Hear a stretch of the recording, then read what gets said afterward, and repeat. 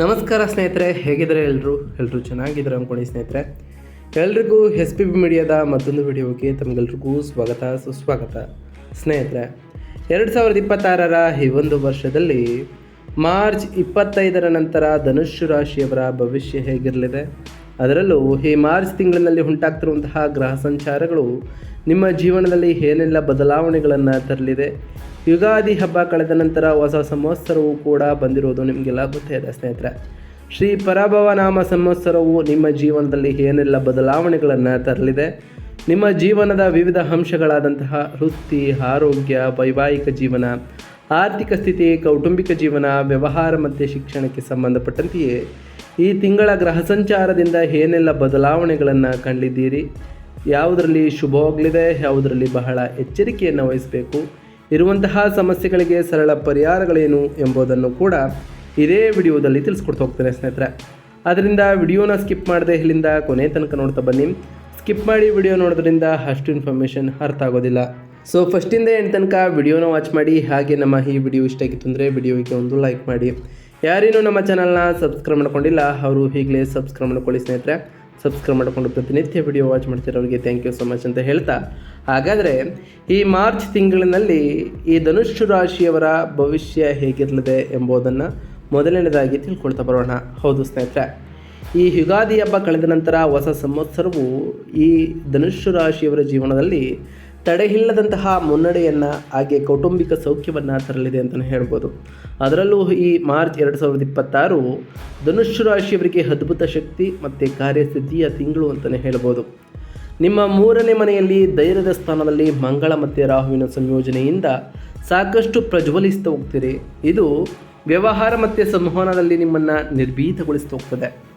ಇತರರು ಕೈ ಹಾಕಲು ಹೆದರುವಂತಹ ಕೆಲಸಗಳನ್ನು ನೀವು ಲೀಲಾಜಾಲವಾಗಿ ಮಾಡಿ ಮುಗಿಸ್ತೀರಿ. ಇದರಿಂದ ನಿಮ್ಮ ಮೇಲಾಧಿಕಾರಿಗಳಿಂದ ಉತ್ತಮವಾದಂತಹ ಪ್ರಶಂಸೆಗೂ ಕೂಡ ಪಾತ್ರರಾಗ್ತೀರಿ ಅಂತಲೇ ಹೇಳ್ಬೋದು. ಅದೇ ಸಮಯದಲ್ಲಿ 4ನೇ ಮನೆಯಲ್ಲಿ ಅಂದರೆ ಸುಖದ ಸ್ಥಾನದಲ್ಲಿ ಮಾರ್ಚ್ 2ರಂದೆಯೇ ಆಲ್ರೆಡಿ ಶುಕ್ರನು ಪ್ರವೇಶವನ್ನು ಮಾಡಿರುವ ಕಾರಣ ಈ ತಿಂಗಳು ಕೊನೆವರೆಗೂ ಕೂಡ ಸಾಕಷ್ಟು ಬದಲಾವಣೆಗಳನ್ನು ನಿಮ್ಮ ಜೀವನದಲ್ಲಿ ಕಾಣ್ತಾ ಬರ್ತೀರಿ. ಐಷಾರಾಮಿ ಜೀವನವನ್ನು ಅನುಭವಿಸ್ತೀರಿ. ಆರಾಮ, ಹೊಸ ವಾಹನವನ್ನು ಖರೀದಿಸುವಂತಹ ಯೋಗ ಈ ರಾಶಿಯವರಿಗೆ ಬರಲಿದೆ. ಅದರಲ್ಲೂ ಶನಿಯು ಸ್ವಲ್ಪ ಮಟ್ಟಿಗೆ ನಿರ್ಬಂಧಗಳನ್ನು ಹೇರಲು ಪ್ರಯತ್ನಿಸಿದರೂ ಶುಕ್ರನ ಬಲವು ನಿಮಗೆ ಬಹಳ ಸಂತೋಷವನ್ನು ನೀಡಲಿದೆ. 7ನೇ ಮನೆಯಲ್ಲಿರತಕ್ಕಂತಹ ಗುರುವು ನಿಮ್ಮ ಸಂಬಂಧಗಳನ್ನು ಕೂಡ ಕಾಪಾಡಲಿದ್ದು ಸಂಬಂಧಗಳ ವಿಚಾರದಲ್ಲೂ ಕೂಡ ಸಾಕಷ್ಟು ಒಳ್ಳೆಯ ಫಲಿತಾಂಶಗಳನ್ನು ಈ ಧನುಸ್ಸು ರಾಶಿಯವರು ಕಾಣ್ತಾ ಬರ್ತೀರಿ. ಹಾಗಾದರೆ ಈ ಮಾರ್ಚ್ ತಿಂಗಳಿನಲ್ಲಿ ಉಂಟಾದಂತಹ ಪ್ರಮುಖ ಗ್ರಹ ಸಂಚಾರಗಳೇನು ಎಂಬುದರ ವಿಚಾರಕ್ಕೆ ಬರೋದಾದರೆ, ಮೊದಲನೇದಾಗಿ ಸೂರ್ಯಗ್ರಹದ ವಿಚಾರಕ್ಕೆ ಬರೋದಾದರೆ, 3ನೇ ಮನೆಯಿಂದ 4ನೇ ಮನೆಗೆ ಆಲ್ರೆಡಿ ಪ್ರವೇಶವನ್ನು ಮಾಡಿರ್ತಕ್ಕಂತಹ ಸೂರ್ಯನು ನಿಮ್ಮ ಜೀವನದಲ್ಲಿ ನಿಮ್ಮ ಆತ್ಮವಿಶ್ವಾಸವನ್ನು ಹೆಚ್ಚಳ ಮಾಡ್ತಾ ಬರ್ತಾರೆ. ನಂತರ ಕೌಟುಂಬಿಕ ಒತ್ತಡವೂ ಕೂಡ ಈ ಸಂಚಾರದಿಂದ ಉಂಟಾಗಲಿದೆ. ಹಾಗೆಯೇ ನಿಮ್ಮ ರಾಶಿ ಅಧಿಪತಿಯಾದಂತಹ ಗುರು 7ನೇ ಮನೆಯ ಮಿಥುನ ರಾಶಿಯಲ್ಲಿ ಇರೋ ಕಾರಣ ನಿಮ್ಮ ಸಂಬಂಧಗಳಲ್ಲಿ ಸಾಮರಸ್ಯವು ಬಹಳ ಉತ್ತಮವಾಗಿರಲಿದೆ ಮತ್ತು ನಿಮ್ಮ ವ್ಯವಹಾರದಲ್ಲಿ ಎಂದೂ ಆಗದಂತಹ ವ್ಯಾಪಾರ ಅಭಿವೃದ್ಧಿಯನ್ನು ಕಾಣ್ತಾ ಬರ್ತೀರಿ ಅಂತಲೇ ಹೇಳ್ಬೋದು. ಇನ್ನು ರಾಹುಗ್ರಹದ ವಿಚಾರಕ್ಕೆ ಬರೋದಾದರೆ, 3ನೇ ಮನೆಯ ಕುಂಭ ರಾಶಿಯಲ್ಲಿ ಇರತಕ್ಕಂತಹ ರಾಹು ಅಸಾಂಪ್ರದಾಯಿಕವಾದಂತಹ ಸಂವಹನವನ್ನು ಏರ್ಪಾಡು ಮಾಡಲಿದ್ದಾರೆ.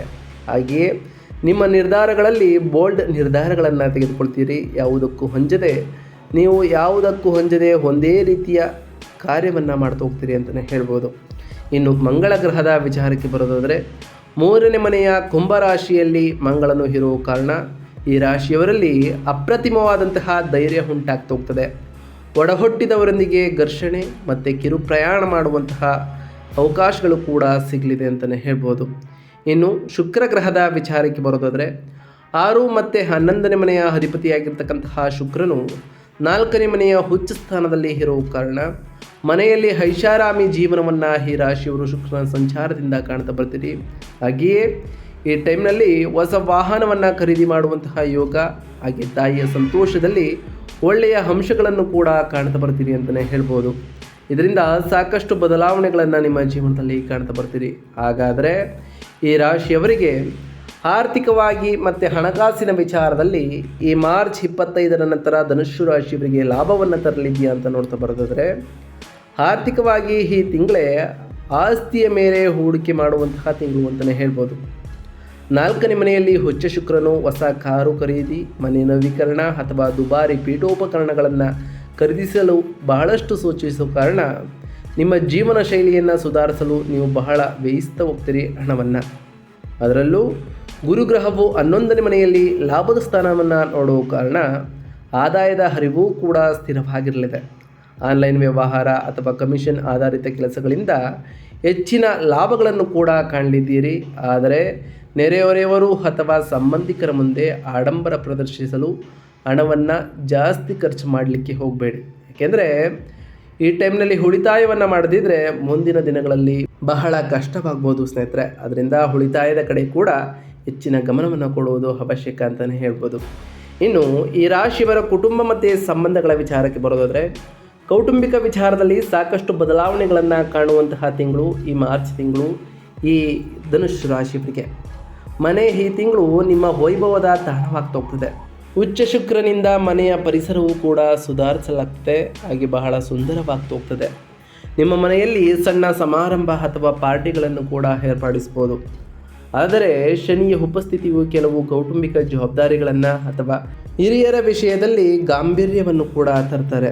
ಕಿರಿಯ ಒಡಹುಟ್ಟಿದವರು ಅಥವಾ ನೆರೆಯವರೊಂದಿಗೆ ವಾಗ್ವಾದ ನಡೆಯುವ ಸಾಧ್ಯತೆಯೂ ಕೂಡ ಇರಲಿದ್ದು ನಿಮ್ಮ ಮಾತು ಬಹಳಷ್ಟು ಕಠಿಣವಾಗಿರ್ಬೋದು. ದಾಂಪತ್ಯ ಜೀವನದಲ್ಲಿ 7ನೇ ಮನೆಯ ಗುರುವು ಸುಖಶಾಂತಿಯನ್ನು ಕಾಪಾಡ್ತಾನೆ ಮತ್ತು ಹೊರಗಿನ ಯಾವುದೇ ಒತ್ತಡದಿಂದ ನೀವು ಸಂಬಂಧವನ್ನು ರಕ್ಷಿಸಿಕೊಳ್ಳಬಹುದಾಗಿದೆ ಅಂತಲೇ ಹೇಳ್ಬೋದು. ಇನ್ನು ಈ ರಾಶಿಯವರ ಶೈಕ್ಷಣಿಕ ವಿಚಾರದ ಬಗ್ಗೆ ಮಾತನಾಡ್ತಾ ಬರೋದಾದರೆ, ಶೈಕ್ಷಣಿಕ ವಿಚಾರದಲ್ಲೂ ಕೂಡ ಈ ಮಾರ್ಚ್ 25ರ ನಂತರ ಕೂಡ ಬಹಳಷ್ಟು ಚುರುಕಾಗ್ತಾ ಹೋಗ್ತೀರಿ ಈ ರಾಶಿಯ ವಿದ್ಯಾರ್ಥಿಗಳು. ಹೊಸ ಹೊಸ ಕೌಶಲ್ಯಗಳನ್ನು ಕಲಿಯಲು ಅಥವಾ ಅಲ್ಪಾವಧಿಯ ಕೋರ್ಸ್ಗಳಿಗೆ 3ನೇ ಮನೆಯ ಶಕ್ತಿ ಬಹಳಷ್ಟು ಪೂರಕವಾಗಿರುವ ಕಾರಣ ಕ್ರೀಡಾಪಟುಗಳಿಗೆ ಇದು ಯಶಸ್ಸಿನ ತಿಂಗಳು ಅಂತಲೇ ಹೇಳ್ಬೋದು. ಸ್ಪರ್ಧೆಗಳಲ್ಲಿ ವಿಜೇತರಾಗ್ತಾ ಹೋಗ್ತೀರಿ. ಅದರಲ್ಲೂ ಈ ಮಾರ್ಚ್ 25ರ ನಂತರ ಮನೆಯಲ್ಲಿ ನಡೆಯುವಂತಹ ರಿಪೇರಿ ಕೆಲಸ ಅಥವಾ ಅತಿಥಿಗಳ ಆಗಮನದಿಂದ ಬಹಳಷ್ಟು ಅಡ್ಡಿ ಆದರೂ ಕೂಡ ಸಾಕಷ್ಟು ಉತ್ತಮವಾದಂತಹ ಫಲಿತಾಂಶಗಳನ್ನು ಕಂಡಿದ್ದೀರಿ. ಗಂಭೀರವಾಗಿ ಓದುತ್ತಿರುವವರು ಶಾಂತವಾದಂತಹ ಸ್ಥಳವನ್ನು ಆಯ್ದುಕೊಳ್ಳುವುದು ಉತ್ತಮ. 4ನೇ ಮನೆಯ ಶನಿಯು ನಿಮ್ಮನ್ನು ಏಕಾಂತದಲ್ಲಿ ಇರಲು ಹಾಗೆ ಓದಲು ಪ್ರೇರೇಪಿಸ್ತಾ ಹೋಗ್ತಾರೆ. ಇದರಿಂದ ಸಾಕಷ್ಟು ಬದಲಾವಣೆಗಳನ್ನು ನಿಮ್ಮ ಜೀವನದಲ್ಲಿ ಶನಿಯ ಈ ಸಂಚಾರದಿಂದಲೂ ಕೂಡ ಕಾಣ್ತಾ ಬರ್ತೀರಿ. ಹಾಗೆಯೇ ಶನಿಯು ಶಿಸ್ತಿಗೆ ಹೆಚ್ಚಿನ ಮಹತ್ವವನ್ನು ಕೊಡೋದರಿಂದ ಶಿಸ್ತಿನಿಂದ ಇರುವುದರ ಜೊತೆಗೆ ಸಮಯ ಪರಿಪಾಲನೆಯನ್ನು ಮಾಡಿಕೊಂಡು ಹೋದಿದ್ದೆ ಆದರೆ ಉತ್ತಮವಾದಂತಹ ಯಶಸ್ಸನ್ನು ಕಾಣ್ತೀರಿ ಅಂತಲೇ ಹೇಳ್ಬೋದು. ಇನ್ನು ಈ ರಾಶಿಯವರಿಗೆ ಸಂಬಂಧಪಟ್ಟಂತೆಯೇ ಆರೋಗ್ಯ ಮತ್ತು ಕ್ಷೇಮದ ವಿಚಾರದಲ್ಲಿ ಏನೆಲ್ಲ ಜಾಗೃತೆಯನ್ನು ವಹಿಸಬೇಕು ಅಂತ ನೋಡ್ತಾ ಬರೋದಾದರೆ, ಈ ಮಾರ್ಚ್ 25ರ ನಂತರವೂ ಕೂಡ ಒಟ್ಟಾರೆ ಆರೋಗ್ಯವು ಉತ್ತಮವಾಗಿರಲಿದೆ.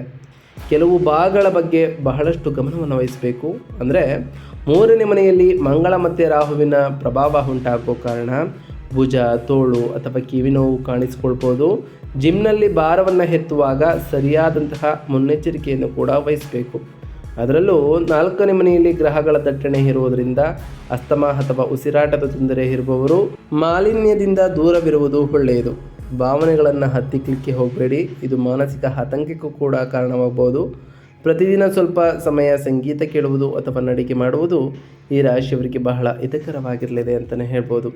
ಇನ್ನು ಈ ರಾಶಿಯವರಿಗೆ ಸಂಬಂಧಪಟ್ಟಂತೆಯೇ ವೃತ್ತಿ ಮತ್ತು ಉದ್ಯೋಗದ ವಿಚಾರದಲ್ಲಿ ಏನೆಲ್ಲ ಬದಲಾವಣೆಗಳು ಇರಲಿದೆ ಈ ರಾಶಿಯವರಿಗೆ ಅಂತ ನೋಡ್ತಾ ಬರೋದಾದರೆ, ವೃತ್ತಿ ಜೀವನದ ವಿಚಾರದಲ್ಲೂ ಕೂಡ ಈ ಮಾರ್ಚ್ 25ರ ನಂತರ ನಿಮ್ಮ ದೃಢ ಸಂಕಲ್ಪದಿಂದ ಮುನ್ನಡೆಯುತ್ತಾ ಹೋಗ್ತದೆ. 3ನೇ ಮನೆಯಲ್ಲಿ ಮಂಗಳ ಮತ್ತು ರಾಹುವಿನ ಪ್ರಭಾವ ಉಂಟಾಗುವ ಕಾರಣ ಮಾತುಗಳು ಕೂಡ ಹೆಚ್ಚು ಪ್ರಭಾವಶಾಲಿಯಾಗಿ ಇರಲಿದೆ. ಅದರಲ್ಲೂ ಸೇಲ್ಸ್, ಮಾರ್ಕೆಟಿಂಗ್ ಅಥವಾ ಮಾಧ್ಯಮ ಕ್ಷೇತ್ರದಲ್ಲಿ ಇರುವವರಿಗಂತೂ ಇದು ದಾಖಲೆಗಳನ್ನು ಬರೆಯುವಂತಹ ತಿಂಗಳು ಅಂತಲೇ ಹೇಳ್ಬೋದು. ನೀವು ಯಾವುದಕ್ಕೂ ಹಿಂಜರಿಯೋದಿಲ್ಲ. 7ನೇ ಮನೆಯಲ್ಲಿ ಇರ್ತಕ್ಕಂತಹ ಗುರುವು ನಿಮ್ಮ ವ್ಯಾಪಾರ ಪಾಲುದಾರಿಕೆಯನ್ನು ಸ್ಥಿರಗೊಳಿಸ್ತಾ ಹೋಗ್ತಾರೆ.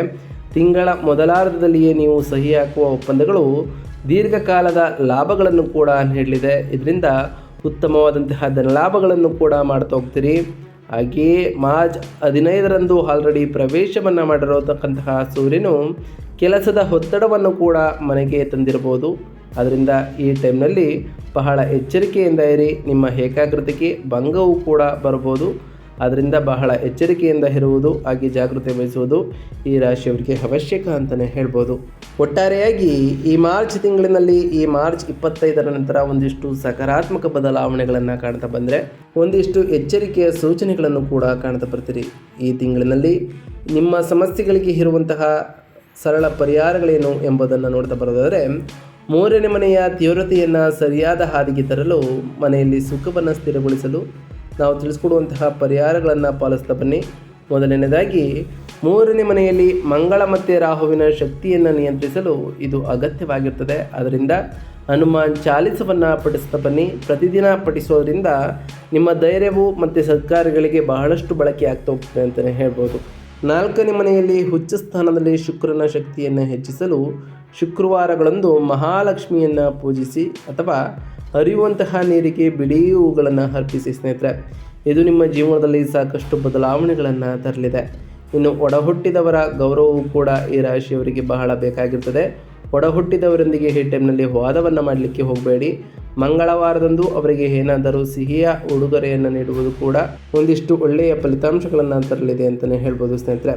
ನಿಮ್ಮ ರಾಶಿ ಅಧಿಪತಿಯಾದಂತಹ ಗುರುವಿನ ಬಲಕ್ಕಾಗಿ ಓಂ ನಮೋ ಭಗವತಿ ವಾಸುದೇವಾಯ ನಮಃ ಎಂಬ ಮಂತ್ರವನ್ನು ಜಪಿಸಿ. ಇದರಿಂದ ಆ ವಾಸುದೇವ ಕೃಷ್ಣನ ಅನುಗ್ರಹವೂ ಕೂಡ ಸಿಗಲಿದೆ. ನೀವು ಅಂದುಕೊಂಡಿರುವಂತಹ ಕಾರ್ಯಗಳು ಕೂಡ ಯಾವುದೇ ಅಡೆತಡೆಯಿಲ್ಲದೆ ನೆರವೇರ್ತಾ ಬರ್ತದೆ ಸ್ನೇಹಿತರೆ. ಪ್ರತಿ ಶುಕ್ರವಾರದಂದು ತಾಯಿ ಜಗನ್ಮಾತೆಯಾದಂತಹ ಲಕ್ಷ್ಮೀ ದೇವಿಯನ್ನು ಪೂಜಿಸಿ, ಲಕ್ಷ್ಮೀ ದೇವಿಗೆ ಪ್ರಿಯವಾಗಿರುವಂತಹ ಬಿಳಿ ಹೂವುಗಳನ್ನು ಅರ್ಪಿಸಿ ಪೂಜೆಯನ್ನು ಸಲ್ಲಿಸೋದ್ರಿಂದ ನಿಮ್ಮ ಜೀವನದಲ್ಲಿ ಸಾಕಷ್ಟು ಬದಲಾವಣೆಗಳನ್ನು ಕಾಣ್ಬೋದಾಗಿದೆ. ಹಾಗೆ ಪ್ರತಿ ಶನಿವಾರದಂದು ಓಂ ಶಂ ಶನೈಶ್ವರಾಯ ನಮಃ ಎಂಬ ಮಂತ್ರವನ್ನು ಜಪಿಸಿ, ಪ್ರತಿ ಮಂಗಳವಾರ ಓಂ ಅಂಗರಾಯಕಾಯ ನಮಃ ಎಂಬ ಮಂತ್ರವನ್ನು ಜಪಿಸಿ. ಹಾಗೆ ನಾವು ತಿಳಿಸ್ಕೊಟ್ಟಿರುವಂತಹ ಸರಳ ಪರಿಹಾರಗಳನ್ನು ಮಾಡ್ತಾ ಬನ್ನಿ ಸ್ನೇಹಿತರೆ. ಇದಾಗಿತ್ತು ಇವತ್ತಿನ ಒಂದು ವಿಡಿಯೋ ಸ್ನೇಹಿತರೆ. ವಿಡಿಯೋ ಇಷ್ಟ ಆಗಿತ್ತು ಅಂದರೆ ವಿಡಿಯೋಗೆ ಒಂದು ಲೈಕ್ ಮಾಡಿ. ಯಾರೇನೂ ನಮ್ಮ ಚಾನಲ್ನ ಸಬ್ಸ್ಕ್ರೈಬ್ ಮಾಡ್ಕೊಂಡಿಲ್ಲ ಅವರು ಈಗಲೇ ಸಬ್ಸ್ಕ್ರೈಬ್ ಮಾಡ್ಕೊಳ್ಳಿ. ಸಬ್ಸ್ಕ್ರೈಬ್ ಮಾಡ್ಕೊಂಡು ಪ್ರತಿನಿತ್ಯ ವಿಡಿಯೋ ವಾಚ್ ಮಾಡ್ತಿರೋರಿಗೆ ಥ್ಯಾಂಕ್ ಯು ಸೊ ಮಚ್ ಅಂತ ಹೇಳ್ತಾ, ಹಾಗೆ ಕಮೆಂಟ್ನಲ್ಲಿ ಓಂ ಶನೈಶ್ವರಾಯ ನಮಃ, ಓಂ ಗುರುಭ್ಯೋ ನಮಃ, ಓಂ ಲಕ್ಷ್ಮೀನಾರಾಯಣಾಯ ನಮಃ, ಓಂ ಅಂಗರಾಯಕಾಯ ನಮಃ ಎಂದು ಕಮೆಂಟ್ ಮಾಡಿ ಸ್ನೇಹಿತರೆ. ಆ ಶನಿದೇವರು, ಮಂಗಳದೇವ, ಗುರುದೇವ, ಲಕ್ಷ್ಮೀನಾರಾಯಣ ನಿಮಗೆ ಆಯುಷ್ಯ ಆರೋಗ್ಯ ಸಮೃದ್ಧಿಗಳನ್ನು ಕೊಟ್ಟು ಕಾಪಾಡಲಿ. ನೀವು ಅಂದುಕೊಂಡಿರುವಂತಹ ಕಾರ್ಯಗಳು ಯಾವುದೇ ಅಡೆತಡೆ ಇಲ್ಲದೆ ನೆರವೇರಲಿ ಅಂತ ದೇವರಲ್ಲಿ ಕೇಳ್ಕೊಳ್ತಾ ಇವತ್ತಿನ ಒಂದು ವಿಡಿಯೋನ ಮುಗಿಸ್ತಿದ್ದೀನಿ ಸ್ನೇಹಿತರೆ. ಸಿಗ್ತೀನಿ ಮತ್ತೊಂದು ವಿಡಿಯೋದೊಂದಿಗೆ. Thank you for watching.